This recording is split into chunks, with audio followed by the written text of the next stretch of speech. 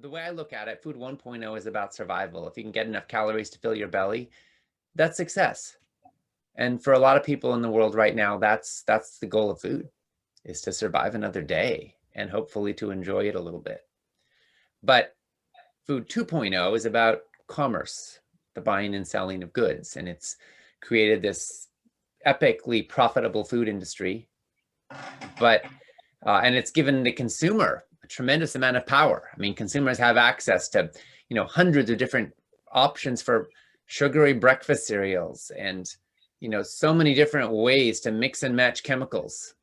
We have thousands of chemicals in our food supply, most of which have never actually been tested for their impact on human beings. It's brought us 60 pounds of added sugar per year in the American diet, most of which goes where on the body, right?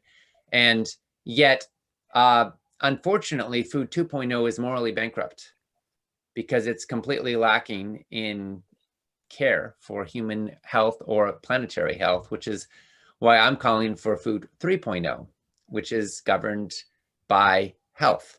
And, there's plenty of healthy profits in food 3.0. It's just that they come from healthy foods. So I think that's kind of the trajectory that I see us being on. And, I'm hopeful that we can create a world where we have healthy, ethical, and sustainable food for everybody. You shouldn't have to have a particular amount of money in the bank, or to have a certain color of skin, or to have a certain geography, or in order to feed your family right, in order to take care of your health. And so our mission in Food Revolution Network is really sharing this knowledge and also changing the food systems for the better. Because, right now, it feels sometimes like it takes your whole paycheck just to eat whole foods. Organic can cost twice as much. And sometimes the natural option takes so much time and costs so much money. And, if you're working 2 jobs and you got kids at home, like, how are you supposed to do that, right? And so our interest is in trying to make healthy food more accessible and more affordable for everybody. So it's not like you're being fined for wearing your seatbelt. I mean, if you want to do the right thing for your family and your own health, you should have a society that makes it easier rather than making it harder. And here's the thing right now, there's a few ways that we're making it harder.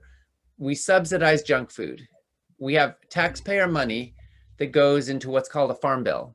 And that farm bill provides money that in 2 ways is really destructive to the healthy food movement. Number one, we provide insurance and other subsidies to farmers for what's called commodities crops, which at the end of the day is bringing down the price of high fructose corn syrup, white flour, and factory farmed animal products.